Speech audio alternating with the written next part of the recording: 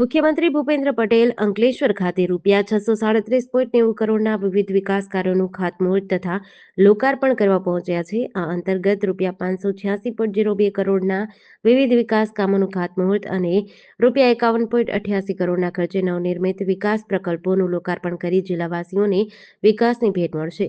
જે અંતર્ગત શિક્ષણ વિભાગના ₹18 કરોડથી વધુના ખર્ચે 17 જેટલા કામો હાથ ધરાશે. આમાં ₹4.82 કરોડના 8 કામનું ખાતમુહૂર્ત અને ₹13.47 કરોડના 9 કામોનું લોકાર્પણ કરવામાં આવ્યું. આ પ્રોજેક્ટમાં નવી શાળાઓ અને વર્ગખંડોનું નિર્માણ સામેલ છે. આ સુવિધાઓ ભરૂચ, જંબુસર, આમોદ અને હાંસોટ તાલુકાના હજારો વિદ્યાર્થીઓને મળશે. નેત્રંગ તાલુકામાં એક આરોગ્ય કેન્દ્ર, એક પેટા આરોગ્ય કેન્દ્ર તેમજ આમોદ તાલુકામાં એક પેટા આરોગ્ય કેન્દ્ર પ્રજા માટે ખુલ્લું મૂક્યું હતું. આરોગ્ય સુખાકારી માટે ₹1.95 કરોડના ખર્ચે સાકાર થયેલા 3 વિકાસ કામોનું લોકાર્પણ થયું હતું. ગીર સોમનાથ જિલ્લાના વેરાવળ અને તાલાલા તાલુકામાં ખનીજ ચોરી વિરુદ્ધ તંત્ર દ્વારા કાર્યવાહી કરાઈ છે. જિલ્લા કલેક્ટર એનવી ઉપાધ્યાયના માર્ગદર્શન હેઠળ ભૂસ્તરશાસ્ત્રીની કચેરીની ટીમે વેરાવળ તાલુકાના અલગ અલગ વિસ્તારોમાંથી બિનઅધિકૃત રીતે ખનીજ વહન કરતા 6 વાહનો પકડાયા છે. આ કાર્યવાહી દરમિયાન નિયમો અનુસાર કુલ ₹4.77 લાખની દંડકીય રકમની વસૂલાત કરાઈ છે. વાહનો બિનઅધિકૃત રીતે ખનીજનું વહન કરતા હતા ત્યારે તંત્રની ટીમે તેમને ઝડપી પાડ્યા હતા. બીજી તરફ તાલાલા તાલુકાના પીખોર ગામે પણ ભૂસ્તરશાસ્ત્રીની કચેરીની ટીમ અને મામલતદાર તાલાલાની ટીમે સઘન ચેકિંગ હાથ ધર્યું હતું. આ દરમિયાન બિનઅધિકૃત રીતે હાર્ડમોરમ ખનીજનું ખનન અને વહન કરતા એક જેસીબી મશીન અને 6 ટ્રેક્ટર જપ્ત કર્યા હતા. પીખોર ગામેથી પકડાયેલા 6 ટ્રેક્ટર માટે નિયમ અનુસાર ₹1.78 લાખની વસૂલાત કરવામાં આવી.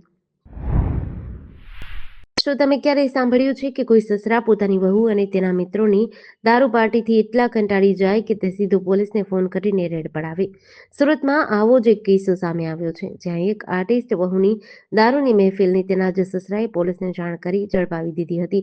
પોલીસ કંટ્રોલ રૂમને એક અજાણ્યો કોલ મળ્યો, જેમાં કોલ કરનારે જણાવ્યું કે તેની વહુ પોતાના મિત્રો સાથે ડુમસના એક જાણીતા વીકેન્ડ એડ્રેસ હોટેલના રૂમ નંબર 443માં દારૂની પાર્ટી કરી રહી છે.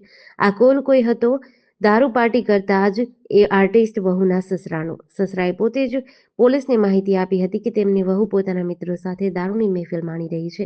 પોલીસે રૂમની તલાશી લેતા ત્યાંથી વિદેશી બનાવટની 750 mlની બોટલો મળી, જેમાં આશરે 350 ml દારૂ ભરેલ હતો, જેની કિંમત ₹1500 હતી. આ ઉપરાંત દારૂ ભરેલા 4 પ્લાસ્ટિકના ગ્લાસ અને 4 ખાલી ગ્લાસ અને સૌથી અગત્યનું 7 મોબાઈલ ફોન પણ મળ્યા હતા. રાજ્યસભા સાંસદ અને ઝારખંડના ભૂતપૂર્વ મુખ્યમંત્રી શિબુ સોરેનનું સોમવારે નિધન થયું છે. તેમણે દિલ્હીની સર ગંગારામ હોસ્પિટલમાં અંતિમ શ્વાસ લીધા છે. તેઓ છેલ્લા કેટલાક દિવસોથી ત્યાં દાખલ હતા. ન્યુરોલોજી, કાર્ડિયોલોજી અને નેફ્રોલોજીના નિષ્ણાત ડોક્ટરોની ટીમ તેમની સારવાર કરી રહી હતી. તેમની હાલત ગંભીર હતી. તેમને બ્રેઇન સ્ટ્રોક આવ્યો હતો, જેના કારણે તેમના શરીરની ડાબી બાજુ લકવો થયો હતો. 81 વર્ષીય ગુરુજી લાંબા સમયથી કિડનીની બીમારીથી પીડાઈ રહ્યા છે. તેઓ 1 વર્ષથી ડાયાલિસિસ પર છે. તેઓ ડાયાબિટીસથી પીડાઈ રહ્યા છે અને તેમના હૃદયની બાયપાસ સર્જરી થઈ છે. શિબુ સોરેન ઝારખંડ મુક્તિ મોરચાના સ્થાપક સંરક્ષણ હતા. તેઓ યુપીએના પહેલા કાર્યકાળ દરમિયાન કોલસા મંત્રી હતા. જોકે ચિરોડી હત્યા કેસમાં તેમનું નામ આવતા તેમણે કેન્દ્રીય મંત્રીમંડળમાંથી રાજીનામું આપી દીધું હતું. ઝારખંડના મુખ્યમંત્રી હેમંત સોરેનના પત્ની અને ધારાસભ્ય કલ્પના સોરેને તેમના સસરા અને ભૂતપૂર્વ મુખ્યમંત્રીના નિધન પર શોક વ્યક્ત કરતા સોશિયલ મીડિયા પર એક ભાવનાત્મક પોસ્ટ કરી હતી. ટંકારાના છત્તરગામ પાસે પોલીસે ચેકપોસ્ટ પર વાહન ચેકિંગ દરમિયાન 3 અલગ અલગ ગાડીઓમાંથી કુલ 340 દારૂની બોટલો જપ્ત કરી છે. પોલીસે આ કેસમાં 4 આરોપીઓની ધરપકડ કરી 22.40 લાખનો મુદ્દામાલ કબજે કર્યો છે. પોલીસની તપાસમાં ખુલાસો થયો છે કે આરોપીઓ કાગદડી ગામની સીમમાં આવેલા ફાર્મ હાઉસમાં દારૂની કટિંગ કરીને જુદી જુદી ગાડીઓમાં ભરતા હતા. આ દારૂ રાજકોટ ખાતે કુખ્યાત આરોપી અખ્તર કચરાને આપવાનો હતો. પોલીસે આ કેસમાં સંડોવાયેલા અન્ય આરોપીઓને પકડવા માટે તજવીજ શરૂ કરી છે. ટંકારાના પીઆઈ KM છાસિયાની સૂચના મુજબ પોલીસે રાજકોટ મોરબી રોડ પર છતરગામ નજીક ચેકપોસ્ટ પર વાહન ચેકિંગ કર્યું હતું. સિદ્ધપુરની એક મહિલાએ પોતાના પતિ, સાસુ અને નણંદ વિરુદ્ધ માનસિક ત્રાસ અને અપશબ્દો બોલવા બદલ મહિલા પોલીસ સ્ટેશનમાં ફરિયાદ નોંધાવી છે. ફરિયાદમાં જણાવ્યા અનુસાર મહિલાના સાસુ તેમને વારંવાર રસોઈ બનાવતા ન આવડતું હોવાનું કહેતા હતા. તેઓ એક જ નોકરી કરતા હોવાનું અને ઘરકામ ન કરતા હોવાનું કહીને મેણાં ટોણા મારતા હતા. જ્યારે ફરિયાદીએ આ વાત પોતાના પતિને કરી ત્યારે તેમણે પણ સાથ ન આપ્યો. પતિએ "તારે મારા મમ્મી કહે તેમ કરવું પડશે. જો ન કરવું હોય તો તારા પપ્પાના ઘરે જતી રહે તેમ કહીને અપશબ્દો બોલ્યા હતા. આ ઉપરાંત જ્યારે નણંદ તેમના ઘરે આવ્યા ત્યારે તેમણે પણ એ જ વાત કહીને મહિલાનું અપમાન કર્યું હતું. આમ ત્રણેય આરોપીઓ એકબીજાની મદદગારી કરીને ફરિયાદી મહિલાને માનસિક ત્રાસ આપતા હતા. આ અંગે મહિલાએ મહિલા પોલીસ સ્ટેશનમાં ફરિયાદ નોંધાવતા પોલીસે કાયદેસરની કાર્યવાહી શરૂ કરી છે. રાજ્યભરની આંગણવાડીમાં કામ કરતી મહિલાઓના કેટલાક મહત્વના પ્રશ્નો ઘણા સમયથી અનિર્ણિત છે અને તે વિષયો પર સરકારના જુદા જુદા અધિકારીઓ સાથે ચર્ચા વિચારણા કરવા છતાં ઉકેલાયા નથી. જેના પગલે આજે ગાંધીનગર ખાતે સમગ્ર ગુજરાતમાંથી આંગણવાડીમાં કામ કરતી મહિલાઓ પોતાના પ્રશ્નોની વાચા આપવા વિશાળ આક્રોશ રેલી કાઢશે. બાદમાં સેક્ટર 6 સત્યાગ્રહ છાવણી ખાતે સમાપન સભા યોજી એક પ્રતિનિધિ મંડળ દ્વારા મહિલા બાળ વિકાસ મંત્રી ભાનુબેન બાબરિયા તેમજ સચિવને આવેદનપત્ર આપવામાં આવ્યું હતું. તેમજ આંગણવાડી બહેનોનું કહેવું છે કે તેમના પર વધારાની કામગીરીનું ભારણ અને આધુનિક સાધનોની અછતના કારણે તેમની પ્રાથમિક જવાબદારીઓ પૂર્ણ કરવામાં મુશ્કેલી પડી રહી છે. આ વિરોધ પ્રદર્શન દ્વારા તેમની સમસ્યાઓ સરકાર સમક્ષ મૂકવાનો હેતુ છે. આ ઉપરાંત એફઆરએસમાં સ્માર્ટફોનની અછત અને તેના સાથે જોડાયેલી તકનીકી સમસ્યાઓને લઈને પણ રોષ વ્યક્ત કરવામાં આવી રહ્યો છે.